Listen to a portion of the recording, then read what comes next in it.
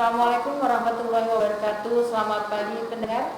Terima kasih Anda masih menyimak siaran kami pagi hari ini, hari Senin tanggal 6 September tahun 2021. Dan alhamdulillah kami yang bertugas pagi hari ini dalam keadaan sehat walafiat, tak kurang satu apapun. Harapan kami pendengar dan pemirsa media sosial Radio Kabupaten Ketapang juga demikian adanya, tetap sehat dan tetap semangat dalam menjalani aktivitas pada awal bulan hari ini tanggal 6 September.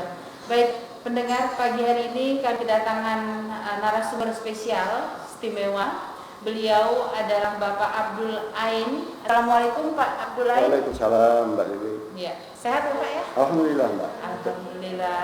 Baik pendengar, kami mulai bulan September tahun 2021 ini merencanakan untuk selalu mengundang anggota DPRD Kabupaten Ketapang, khususnya para ketua komisi, karena kita ketahui bersama ada 4 komisi di DPRD Kabupaten Ketapang. Baik pendengar, Bapak Abdul Ain ini adalah anggota DPRD Kabupaten Ketapang dari daerah pemilihan Ketapang 1 dan beliau menjadi Ketua Komisi 3 DPRD Kabupaten Ketapang. Kita akan ngobrol-ngobrol dengan Bapak yang lahir pada tanggal 18 Maret tahun 1967, artinya 53 tahun yang lalu ya Pak ya.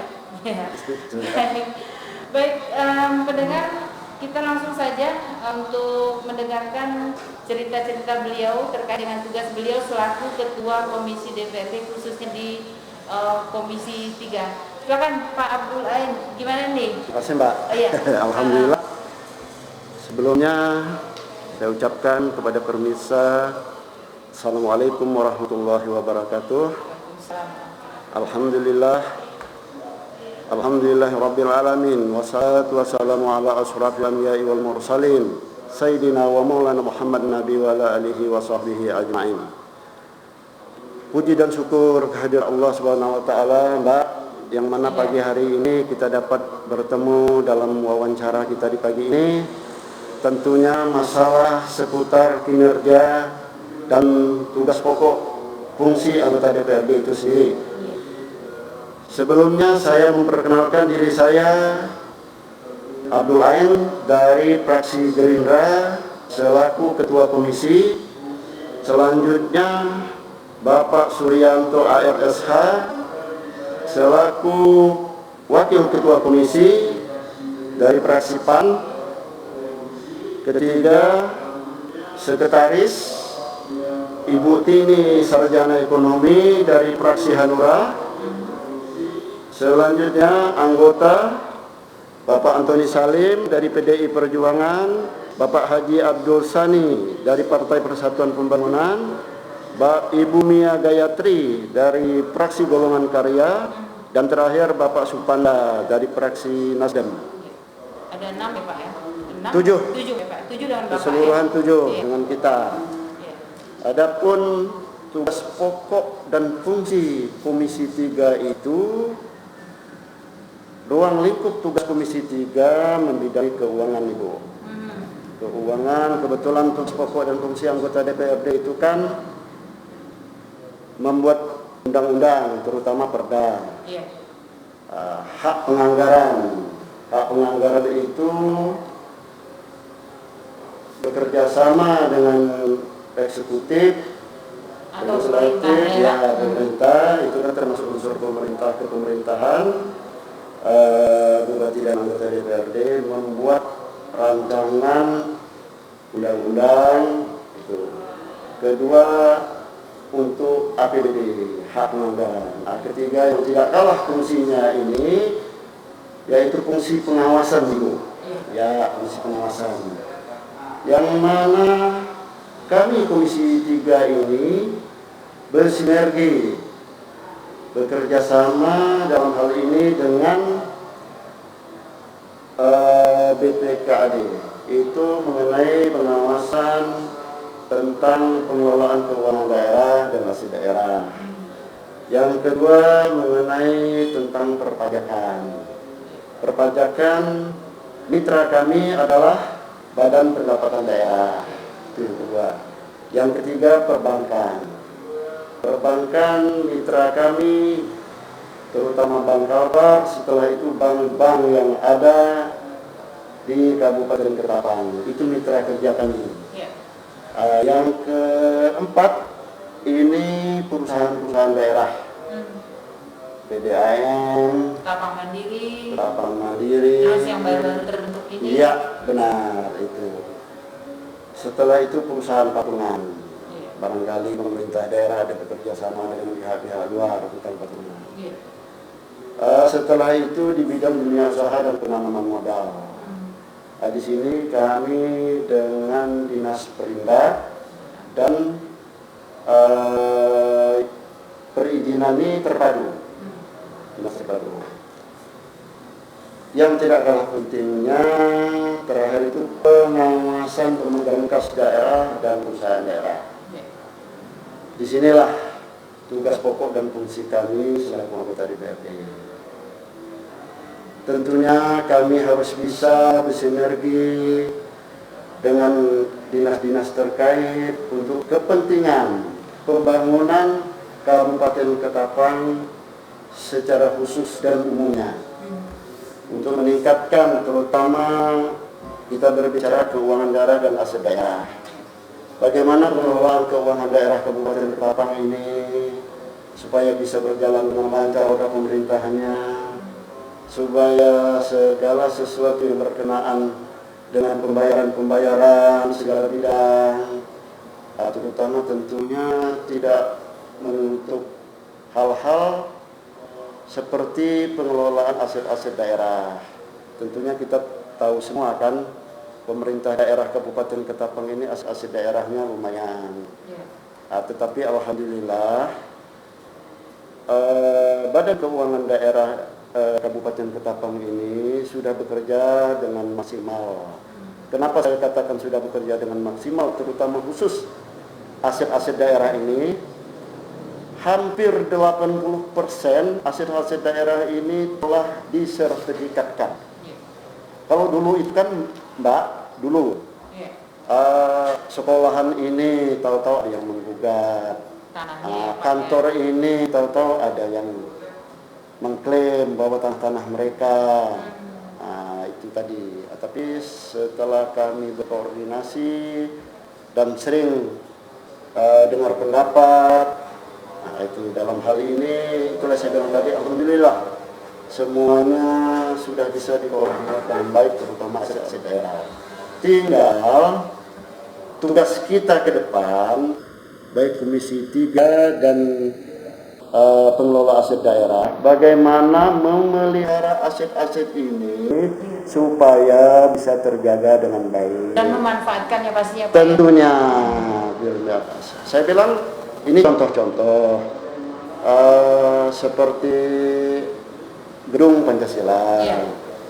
Itu mestinya harus kita pelihara dengan baik. Kenapa kita pelihara dengan baik? Paling tidak dari sisi pendapatan, menunjanglah untuk peningkatan pendapatan asli daerah.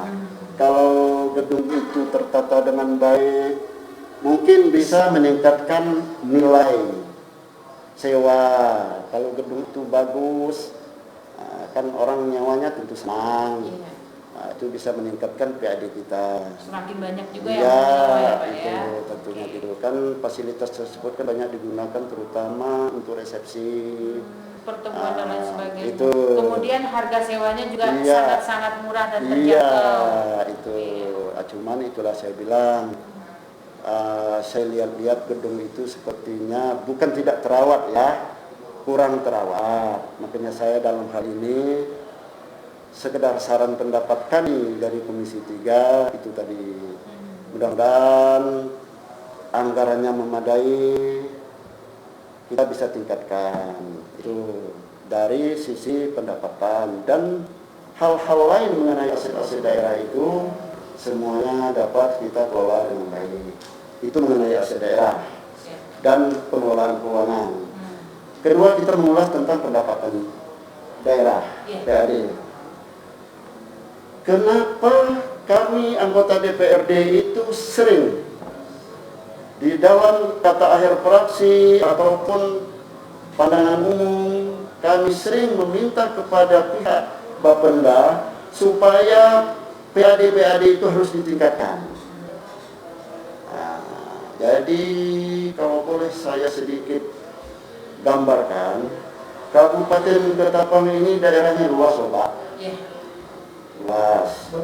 Kurang lebih, kalau dulu masih dengan KKU sekitar 35 ribuan kilometer persegi.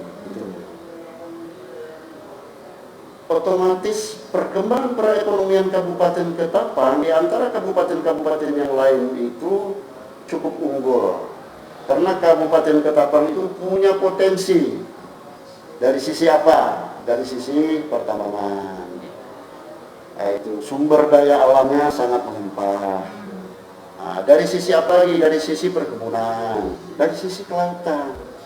Semua ada Pak ya? Semua ada. Kenapa PAD-nya baru kurang lebih 160 miliar per tahun? Kita kalau tidak dibantu oleh dana DAK dan DAU, ya itu tadi kita bisa agak repot. Karena kita mengurus 20 kecamatan. Disinilah kami para anggota DPRD itu sering memacu Badan Pendapatan Daerah. Makanya di Badan Pendapatan Daerah itu orang-orangnya harus militan kerjanya. Maaf ngomong, bukan saya memprotes kemana-mana, tidak. Paling tidak yang ditempatkan di Badan Pendapatan Daerah itu orang harus mampu bekerja dengan baik, mengerti tentang cara mengolah, cara meningkatkan pendapatan ini. Itu supaya apa? Supaya itu tadi peningkatan pendapatan daerah itu tidak seperti stagnan.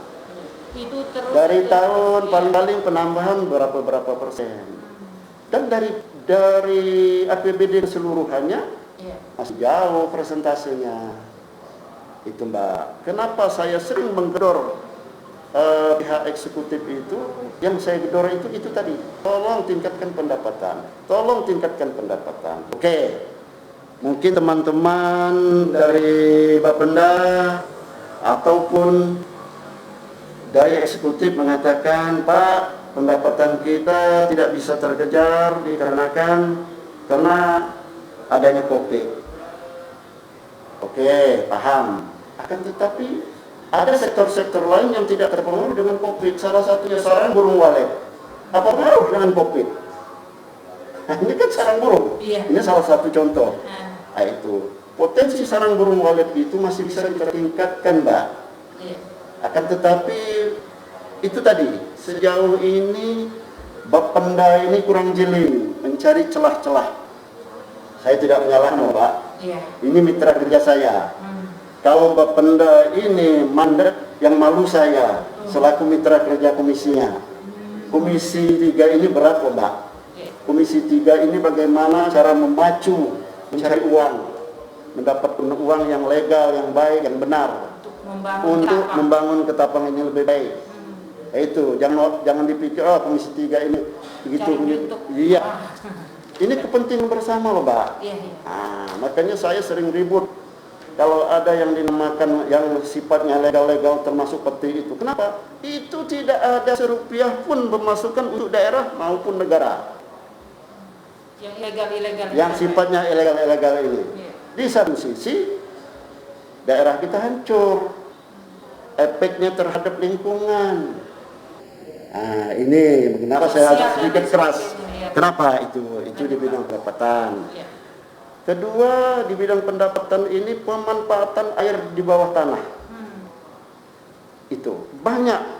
Selama ini kita belum maksimal di bidang pendapatan ini, air di bawah tanah ini. Kita belum cek langsung kebun-kebun yang mana saja yang memakai air bawah tanah. Terutama kebun-kebun yang besar. Ada 70-an kebun. Banyak ya Pak ya. Kedua, perusahaan-perusahaan tambang, perusahaan-perusahaan mana saja yang memakai air di bawah tanah. Nah, sementara ini kalau nggak salah kurang lebih 2 miliar itu WHW saja yang stok sebesar itu. Itu pun belum kita cek kebenarannya. Benar apa tidak dia cuma memakai sekitar membayar pajaknya cuma 2 miliaran sekian itu. Sesuai itu. tidak dengan yang dipakai. Ya, sesuai tidak yang dipakai. Makanya kembali saya tekankan, tim-tim di Bapenda itu harus tim-tim yang militan. Tim-tim yang bisa bekerja, mampu bekerja dengan baik. Bukan tim-tim cuma mencari upah umum dan sebagainya. Di sini saya agak sedikit harus mengacu. Jadi penempatan orang-orang yang ditempatkan di badan pendapatan daerah harus orang betul-betul yang mampu, sigap, dan mengerti tentang hal-hal pajak ini. Nah, jangan kita datang ke kantor-kantor, diumumkan begini, Pak, gini-gini, kita udah mental. Enggak perlu. Semestinya kita harus siap, yaitu di bidang pendapatan. Setelah itu perbankan. Kalau perbankan kita sudah, saya nggak berani terlalu jauh lah membahas. Kedua, tentang perusahaan daerah. Ini agak berat juga Komisi 3 kami. Kami Komisi 3 ini sering berbenturan berhantaman tidak. Maksud saya sering adanya laporan-laporan mengenai PDAM, terutama mengenai pelayanan. Keluhan masyarakat itu pelayanan. Di sini kami Komisi 3 itu sering berkoordinasi, sering memanggil dengan pihak PDAM. Dari satu sisi, ya itulah saya bilang, PDAM ini perusahaan yang kemarin loh ya, sekarang udah berubah. Sudah direktur baru. Ya, yang kemarin perusahaan yang di sini pelayanan masyarakat. Yang langsung bersentuhan. Ya, di mana air itu kebutuhan hidup primer, kebutuhan hidup pokok masyarakat. Makanya saya sering boleh dikatakan menekan, kasarnya seperti itulah, menekan ataupun mempreser supaya PDAM ini bekerja semaksimal mungkin. Nah, itu. Makanya saya bilang sering kami sidak ke PDAM supaya kita memacu. Yang lemah di sini masih pelayanan. Kadang-kadang airnya keruh. Kualitas air terutama. Ya, di sini ada beberapa kali kita rapat dengan PDAM ini, kita mintakan kualitasnya.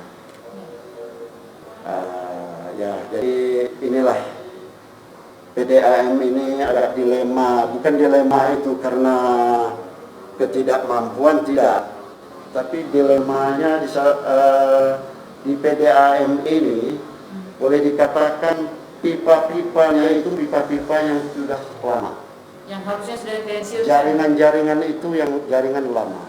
Jadi menurut keterangan kepala PDAM yang lalu, kadang-kadang ada yang keruh itu karena di jaringan yang lama. Ini menurut mereka. Yang macetnya di sana. Yang di sana. Kalau jaringan-jaringan baru, insya Allah airnya bersih.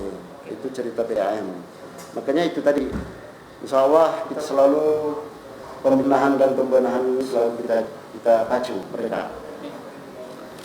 Dan selanjutnya mengenai dunia usaha, terutama perusahaan daerah. Di sini juga kami sering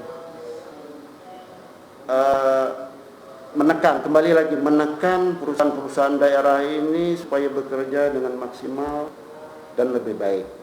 Yang dinamakan perusahaan tentunya ada untung. Profitnya. Iya, pembagian hasil. Karena pemerintah daerah ada menanamkan saham di sini. Itu. Kalau kemarin lucu juga, seperti Ketapang Mandiri. Di satu sisi Ketapang Mandiri ini Mbak juga tahu apa yang diperdagangkan mereka. Iya, bahan bakar minyak. BBM yang diperdagangkan mereka. Di satu sisi pendapatan asli daerah dari pembagian hasil ini sangat minim. Makanya semenjak kejadian penggantian direktur dan pengurus-pengurus baru ini, kami Komisi 3 selalu menghimbau hendaknya mereka kerja dengan baik. Kalau boleh sedikit saya sampaikan, sebuah perusahaan itu kalau bisa kepengurusannya sangat ramping. Bahasa istilahnya Mbak, jangan besar pasak daripada tiang. Saya dengar-dengar Ketapang Mandiri itu menggaji personel sekitar 26 personel. Terlalu banyak itu Pak? Iya. Itu 26 personel yang digaji. Lalu saya pernah ngomong dengan direkturnya, apa saja kerja mereka yang 26 personel ini. Di satu sisi pendapatan tidak seberapa. Ketapang Mandiri itu sebenarnya dikerjakan dengan 15 sampai 15 sampai 16 personel aja udah cukup. Operatornya berapa orang gitu, bagian shiftnya itu enggak itu. Nah, lalu pengurus-pengurusnya. Karena juga tidak 24 jam ya Pak? Iya, itu salah satu. Supaya apa? Supaya adanya peningkatan penghasilan. Kita kasihan juga kan dengan mereka. Nah, karena apa? Ketapang Mandiri ini plat merah loh Mbak. Iya. Perusahaan BBM plat merah. SPBU plat merah. SPBU plat merah ini memberikan contoh yang baik untuk SPBU yang lain. Yang plat hitam? Iya. Dari sisi apa? Dari sisi penjualan mereka. Iya. Hendaknya mereka harus bisa melayani masyarakat dengan baik. Itu saya bilang, karena Ketapang Mandiri ini kepunyaan pemerintah daerah. Itu. Dan masalah distribusi minyak kita atur dengan baik. Dan pengawasan juga kita atur. Distribusi minyak itu larinya kemana-kemana saja. Jangan sampai minyak-minyak ini larinya ke hal-hal yang tidak kita inginkan. Nah, memang sih mereka itu selalu ada rekomendasi. Rekomendasi dari camat, rekomendasi dari yang lain-lain, minta minyak itu untuk kecamatan. Tapi Ketapang Mandiri punya kewajiban juga untuk mengawasi saluran minyak itu kemana-kemana saja. Jangan sampai larinya ke hal-hal yang seperti penambang liar itu. Nah, itu salah satu contoh. Ya itu harapan kita. Dan hal-hal lain termasuk pemegang kas itu saya rasa semuanya sudah berjalan dengan baik dan lancar Mbak. Itulah sekilas tupoksi DPRD terutama ruang lingkup tugas Komisi 3. Jadi itu sementara yang dapat saya sampaikan khusus ruang lingkup tugas pokok dan fungsi anggota DPRD ruang lingkupnya Komisi 3 dengan 6 anggota dan 1 ketua. Ya, 1 ketua. Baik. Pak Dul Ain, saya panggil Pak Dul Ain. Ya. Kita terdampak pandemi COVID-19 atau COVID-19 ini sudah hampir 2 tahun ya Pak ya. Ya. Dimulai Maret 2020 sampai sekarang sudah 6 September 2021. Ya. Ya mudah-mudahan di akhir tahun berakhirlah pandemi ini. Itu harapan kita semua. Karena bukan hanya Ketapang tapi Kalimantan Barat, Indonesia bahkan dunia ya Pak ya. Ya. Jadi semua saat ini banyak berkeluh kesah terkait dengan perekonomian yang tadinya warung-warung kopi terutama ini Pak, kafe-kafe, warung kopi, UMKM lah. DPRD Kabupaten Ketapang khususnya Komisi 3 menyikapi hal ini seperti apa Pak? Makasih Mbak. Kembali cerita COVID ini Mbak musibah. Iya.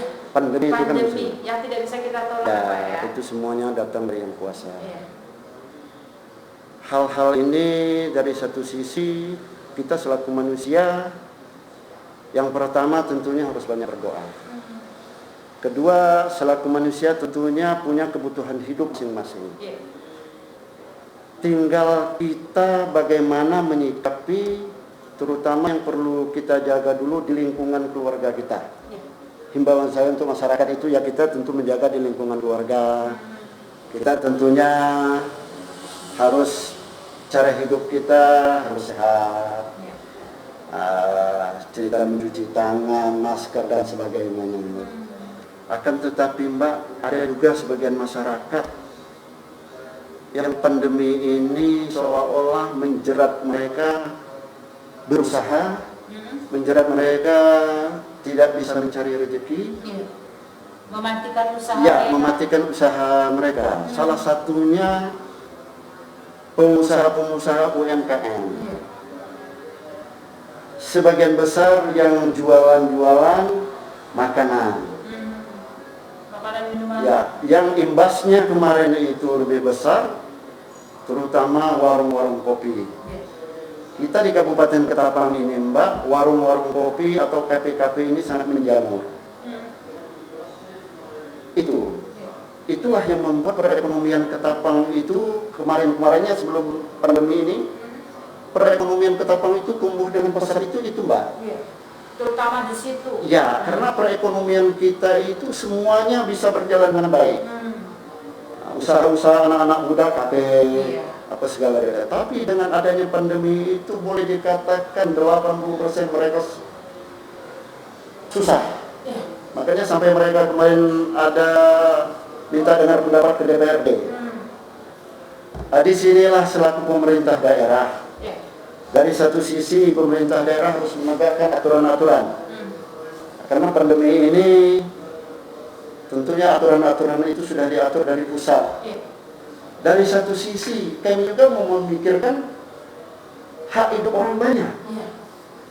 Makanya dari sini kami menghimbau ya masyarakat bekerja sesuailah dengan aturan-aturan.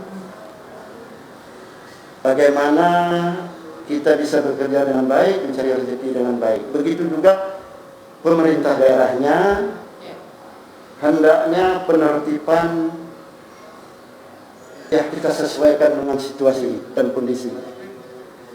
Jangan mentang-mentang kita Pol PP main tangkap, main tendang, main apa. Itu jangan. Bersikaplah kita dengan baik dalam masalah ini. Karena itu tadi luar masalah perut. Sampaikan dengan manusia. Iya. Itu kemarin-kemarin kan ada mereka menyampaikan kopi kita dibuang disirami ya. Tapi itu alhamdulillah setelah kita ketemu itu semuanya berjalan dengan lancar.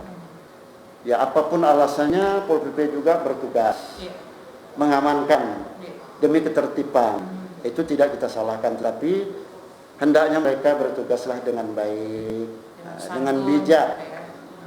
Tidak semestinya aturan itu kita harus pakai tangan besi. Itu himbauan saya untuk masyarakat. Itu tadi semuanya harus kita jaga. Itu yang dinamakan kesehatan ini mulainya dari kita Mbak. Kita yang harus memulai. Kita, keluarga kita, sampai tetangga-tetangga kita melebarlah sampai kemana-mana. Kalau kita bisa jaga dengan baik, insya Allah, saya rasa semuanya bisa kita lewati dengan baik pula. Dan ingat, masyarakat kami selaku anggota DPRD juga harus mengimbau kalau yang belum vaksin hendaknya kita vaksinlah, karena pemerintah juga tidak memungut bayaran untuk vaksin ini. Vaksin ini juga untuk menjaga kita dari hal-hal yang tidak kita inginkan. Itu juga kasihan kan kalau masyarakat ini masih keadaan seperti ini terus larut berlarut, Mbak. Itu yang tidak kita inginkan. Dan harapan saya juga mudah-mudahan Allah segera menghilangkan pandemi ini dari muka bumi ini. Amin. Supaya kita bisa bekerja dengan baik, Mbak. Itu tanggapan saya mengenai COVID ini. Nah, Pak Abdurrahim, kan di masa pandemi ini sehari-hari sebelum pandemi tentunya tugas anggota DPRD ini kan selalu berkumpul untuk membahas ini dan itu, dan tentunya harus sering ramai-ramai. Jadi kalau di DPRD menyikapinya ini seperti apa, Pak? DPRD ya kalau kemarin-kemarin itu kan masih kita berkumpul tapi jarak di jarak. Iya. Sekarang kita bekerja dengan Zoom meeting. Dengan kecanggihan teknologi. Ya, teknologi Zoom meeting. Walaupun dengan alat peralatan seadanya. Yeah. Maaf Mbak, kami kadang-kadang cukup pakai handphone saja. Pakai handphone pribadi handphone pribadi saja. Akan tetapi tidak mengurangi kualitas. Ya, makna dan arti, maksud dan tujuan kami tersebut. Itu semuanya kita sesuaikan dengan aturan-aturan yang ada, Mbak. Supaya apa? DPRD itu Mbak tidak bisa tidak rapat, tidak bisa tidak ketemu satu sama lainnya, kan gitu.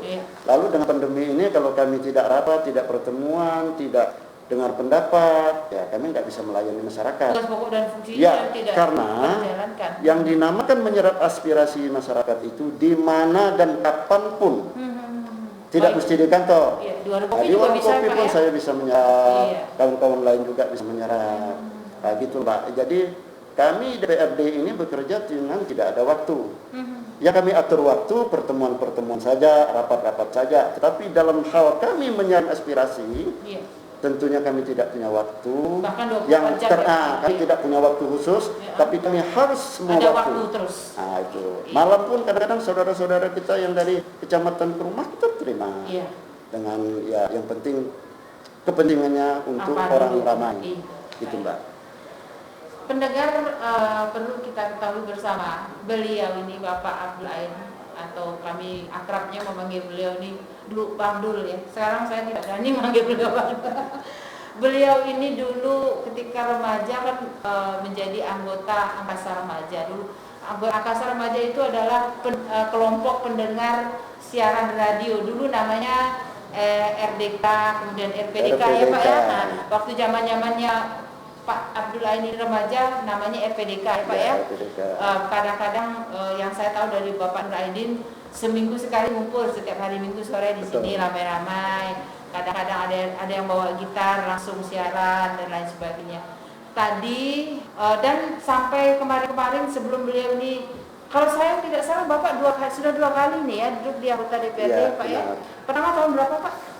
1999. Nah, 1999 sampai 2004. Sampai 2004 ya, yang satu kedua, periode ya Pak ya. Yang kedua Oke. ya 2019 ini. Nah, 2019 insya Allah sampai 2024. Oke, 2024. Nah, pendengar beliau dulu itu di tahun-tahun 99 sebelum menjadi anggota DPRD, bahkan setelah menjadi anggota DPRD, karena waktu itu kita tidak ada alat ini, jadi tidak bisa foto-foto sering-sering ya Pak ya. Betul. Sering berkunjung ke sini, menyerap aspirasi dari kami dan lain sebagainya.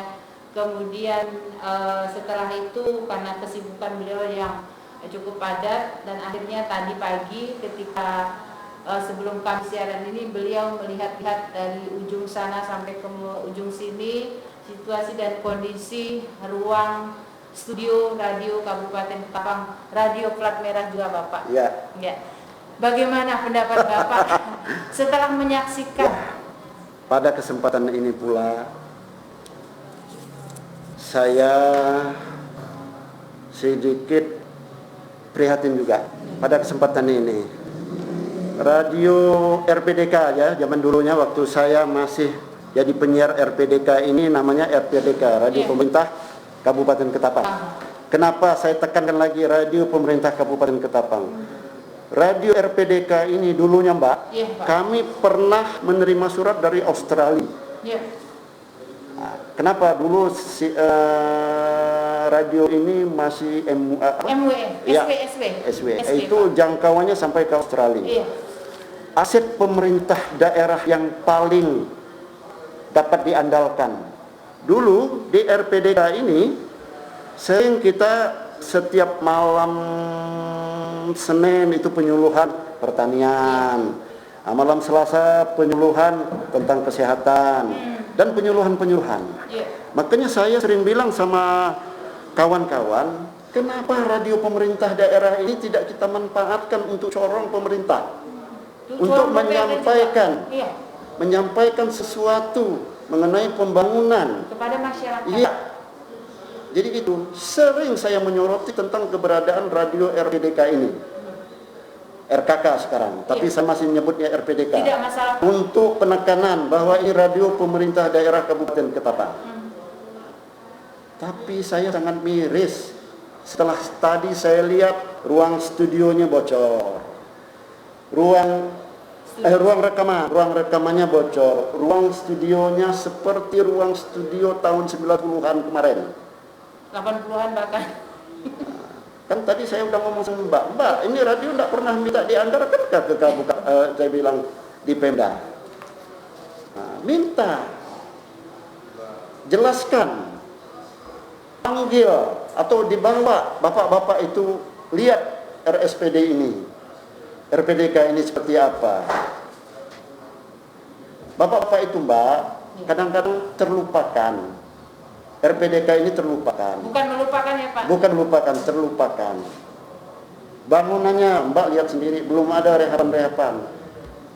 Halamannya juga. Mumpung saya berbicara di RPDK ini, harapan saya mudah-mudahan pihak-pihak eksekutif memperhatikan tentang kelanjutan RKK ini. Karena RKK ini aset daerah yang paling baik dan paling bisa bertahan dalam situasi apapun. Aset daerah ini, Mbak. Nah, itu. Jadi harapan saya seperti itu. Dan saya pun selaku Komisi 3 yang membidangi keuangan daerah, insya Allah harus kita perhatikan. Nah, minimal ya kalau perubahan ini bisa kita kejarkan berapa rupiahnya untuk kita masukkan perbaikan-perbaikan apapun, ya kita minta tolonglah. Nah, terutama yang sangat memprihatinkan saya tadi sebelum saya naik, saya lihat pemancar. Pemancar itu sudah tua loh, Mbak.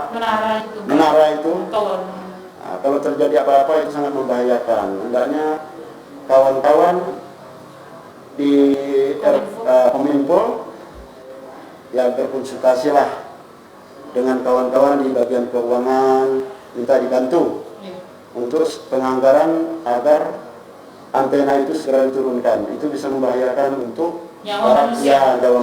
Itu salah satu. Kembali saya bilang tadi, RKK ini corong pemerintah daerah dari sisi apapun dan bagaimanapun situasinya. Kita mengharapkan RKK ini untuk menyampaikan hal-hal yang baik untuk masyarakat. Jadi apakah lagi dengan kecanggihan seperti ini, radio ini bisa bersinergi dengan medsos. Iya. Karena ada Facebooknya juga ya. Itu Pak. Ya. Bisa disaksikan langsung. Seperti kita ini kan siaran langsung kan bisa didengar langsung oleh masyarakat. Ditonton langsung. Ya. Nah itu. Mudah-mudahan kawan-kawan di eksekutif maupun di legislatif mendengar permohonan kita berdua ini supaya RKK ini dapat diperhatikan untuk kedepannya. Amin. Jadi itu aja, Mbak. Terima kasih banyak Pak Abdullah. Terima kasih. Mudah-mudahan apa yang sudah Bapak sampaikan ini didengar oleh seluruh masyarakat dari tingkatan bawah sampai ke atas ya Pak ya. Siap Pak. Terima kasih. Sukses untuk Bapak dan rekan-rekan di Komisi 3. Amin. Terima kasih. Dan insya Allah kami juga akan mengundang Komisi 1, 2, dan 4. Siap. Ya, untuk berbicara di sini tentang tugas pokok dan fungsi mereka. Jadi hari ini saya pembuka ya Mbak ya. Bapak sebagai pembuka karena Bapak dulu pernah bersiaran di sini. Saya tahu Bapak juga cinta sama radio. Pasti Mbak. Iya, dan bahkan Bapak sering berkunjung ke sini diam-diam melihat, memantau dan lain sebagainya. Kadang-kadang Bapak bukan seperti anggota DPRD dengan kami, jadi kami ucapkan terima kasih pada Pak sama-sama Mbak. Terima kasih ya, salam untuk Ketua DPRD dan seluruh anggota. Siap. Baik, pendengar, demikian tadi DPRD menyapa. Saya sudah sampaikan dari awal bahwasannya insya Allah Radio Kabupaten Kapang akan bisa terus menghadirkan anggota DPRD yang lainnya atau bahkan ketua komisinya untuk berbicara di sini seperti Bapak Abdul Ain ini. Mudah-mudahan beliau bersedia ya Pak ya. Tolong dibantu ya Pak. Insya Allah pasti bersedia. Baik, Pak. Insya Allah. Iya. Terima kasih atas kebersamaan Anda. Mudah-mudahan apa yang sudah disampaikan oleh Bapak Abdul Ain ini tentunya menjadi penyemangat buat kita semuanya, apalagi di masa pandemi saat ini. Dan penanggung jawab siaran langsung Radio Kabupaten Ketapang, Kepala Dinas Komunikasi dan Informatika Kabupaten Ketapang, Sekretaris Dinas, kemudian pengarah acara Kepala Bidang Komunikasi Publik Bapak Marianto yang ada di belakang saya di ruang studio, dan tentunya koordinator liputan, kepala seksi pengelola informasi dan komunikasi, dan kru yang bertugas. Pagi hari ini di studio ada Bung Rizal kameramen, Bung Ivan Rulianto operator, dan saya Willy. Mengucapkan selamat pagi menjelang siang, tetap semangat, sampai jumpa di waktu dan kesempatan yang mendatang. Wassalamualaikum warahmatullahi wabarakatuh. Waalaikumsalam warahmatullahi wabarakatuh.